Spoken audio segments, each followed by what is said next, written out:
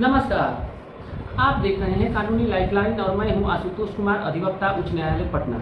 आज मैं बात करूंगा साइबर फ्रॉड के बारे में, अर्थात साइबर अपराध के बारे में, अर्थात साइबर क्राइम के बारे में, अर्थात कंप्यूटर जनित अपराध के। जी हाँ, ये सारे ही जो अपराध है एक ही अपराध के सारे नाम हैं, इनको इन भिन्न भिन्न नामों से जाना जाता है। यदि हम बात करें साइबर फ्रॉड के बारे में तो सबसे पहले हमें ये जानना जरूरी है, ये सभी लोग हम लोग जानते भी हैं कि आज के डेट में शायद ही कोई ऐसा व्यक्ति होगा जो कि इसकी संभावना को दरकिनार बचे रहने की इस साइबर फ्रॉड का शिकार होने की संभावना को दरकिनार कर सके, क्योंकि आज हर व्यक्ति कंप्यूटर से, मोबाइल से, जो कि कंप्यूटर के भिन्न भिन्न रूप हैं से जुड़ा हुआ है, वैसे में संभावना बढ़ जाती है। कहा तो यहाँ तक जाता है कि आज के डेट में यदि किसी मोबाइल से, कैमरे से, खास करके डिजिटल कैमरे से जब आपका फोटो शूट हो, एक बार खींच लिया जाए, कोई भी फोटो या कोई भी सामग्री आपकी एक बार उसमें अंतर्विष्ट हो जाए, तो उसके बाद सृष्टि आज से लेकर के जब तक ये सृष्टि रहेगी तब तक उसको कितना भी आप डिलीट कर लीजिए, एक बार यदि वो कंप्यूटर से, नेटवर्क से जुड़ गया वो कंप्यूटर, तो उस कंप्यूटर के ही भिन्न भिन्न पार्ट है, जैसे मोबाइल हो गया, डिजिटल कैमरा हो गए, तो उसको आप डिलीट नहीं कर पाएंगे। इसलिए भी अब इसी से आप अंदाज़ा लगा सकते हैं कि कितने गंभीरतम रूप से हम लोग जुड़ चुके हैं या घिर चुके हैं साइबर फ्रॉड के दायरे में आने से। अब यदि बात करें हम साइबर हैकिंग की, तो आज के डेट में डेली का लगभग पूरे दुनिया में आपको $50 बिलियन का साइबर ट्रांजैक्शन का व्यापार हो रहा है डेली, तो जिसमें कि साइबर हैकिंग ही मुख्य रूप से है, हैकिंग के बिजनेस है। अब हम ये भी बात कर रहे हैं कि है क्या, आखिर साइबर फ्रॉड या साइबर क्राइम है क्या। तो उसको मोटा मोटी शब्दों में यही हम कह सकते हैं कि कोई भी ऐसा कार्य, अपराध, खास करके कोई भी ऐसा अपराध, चाहे वो फाइनेंशियल नुकसान कर रहा हो या आपको प्रतिष्ठा का नुकसान हो रहा हो, तो कोई भी ऐसा अपराध जो कि जिसमें कि कंप्यूटर और नेटवर्क शामिल हो, उसे हम साइबर फ्रॉड कहते हैं, या साइबर अपराध या साइबर क्राइम या कंप्यूटर जनित अपराध के नाम से जाना जाता है। अब आते हैं यदि हम खास करके मूल रूप से देखें तो आज हम बात करेंगे उसके कानूनी प्रावधानों के बारे में और क्या उपचार हो सकते हैं। वैसे तो सरकार ने साइबर फ्रॉड के बारे में सरकार ने आपको नंबर भी, हेल्पलाइन नंबर भी जारी किए हैं, 1930, 1930 या 1930 जो भी कह लीजिए। तो सबसे पहले आप यदि कंप्यूटर फ्रॉड या साइबर फ्रॉड का शिकार होते हैं तो सबसे पहले आपको 1930 पर कॉल करके जानकारी देनी होती है, और इसके बाद वो सारी जो किस मोबाइल से आपको शिकार बनाया गया है, तो खास करके मेनली तो यदि देखा जाए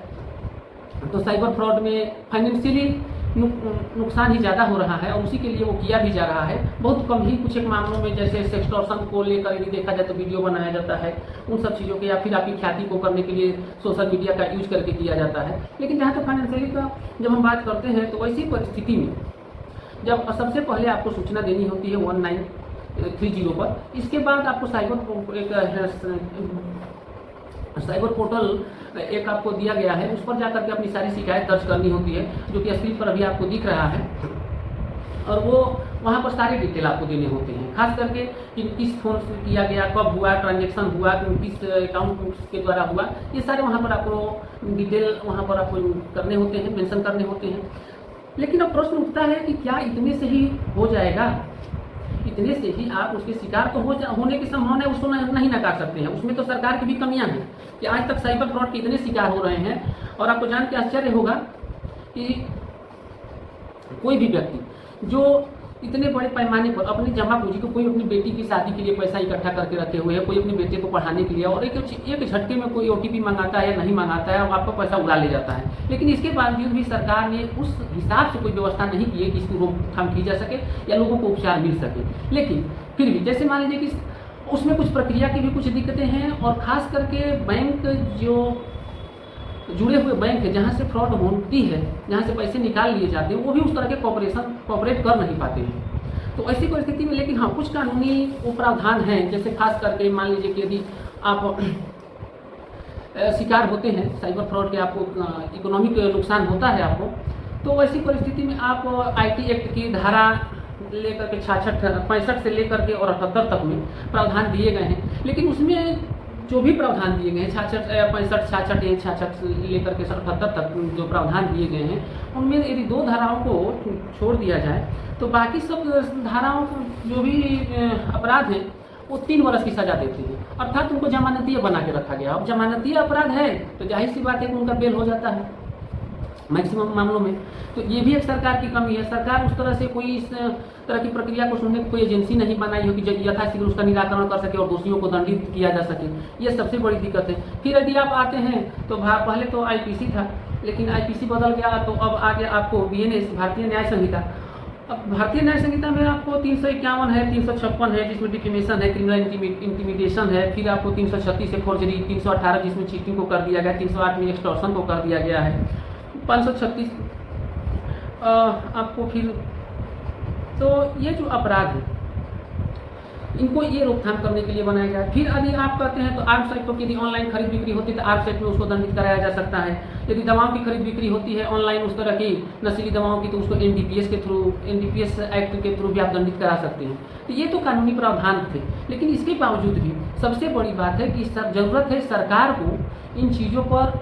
को जितनी सरकार घोषणा करती है इसके निराकरण के लिए उन घोषणाओं को अमली जामा पहनाने की और कड़ाई से सख्ती से पालन करने की और कठोर से कठोरतम दंड के लिए। इसलिए कि केवल ये कह लेना कि इतनी सी रकम बिना मेहनत के किसी की रकम को आप उड़ा लेते हैं, वो व्यक्ति हो सकता है कि अपनी बेटी की शादी के लिए पैसा इकट्ठा एक पैसा खून पसीना एक करके रखे हुए हो, वो व्यक्ति हो सकता है कि अपने बच्चे को पढ़ाने के लिए रखा हो, यहाँ तक कि कोई आदमी अपनी क्रियाकर्म के लिए रखा हो, दाह संस्कार के, और वैसी रकम को आप उड़ा ले जा रहे हैं। और क्या तो बस वही 3 वर्ष का मुकदमा आप पर होते हैं, दायर होते हैं। और कुछ चीज़ें ऐसे भी हैं, जैसे कुछ हम लोगों ने पुलिस वालों से जब बात की इस बारे में आखिर दिक्कत क्या होती है तो बोले कि देखिए सबसे बड़ी बात होती है प्रूफ करने की। तो जब भी आपको खास करके वैसे मामलों में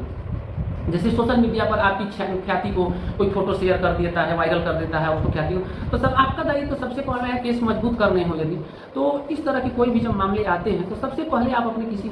दोस्त को बोलिए कि वो आपके फेसबुक पर हो रहा है, इंस्टा पर हो रहा है, यूट्यूब पर, तो वहाँ से स्क्रीनशॉट ले लिया, लिंक शेयर करें आपको, और तब आप FIR दर्ज कराइए तो आपकी केस को मजबूती मिलेगी और इस तरह से दोषियों को दंडित कराना ज़्यादा आसान हो जाएगा। तो इसी तरह की लीगल अपडेट पाने के लिए आप हमारे चैनल को सब्सक्राइब करिए, फॉलो करिए। समय समय पर हम फिर आपके सामने उपस्थित होंगे। तब तक के लिए धन्यवाद।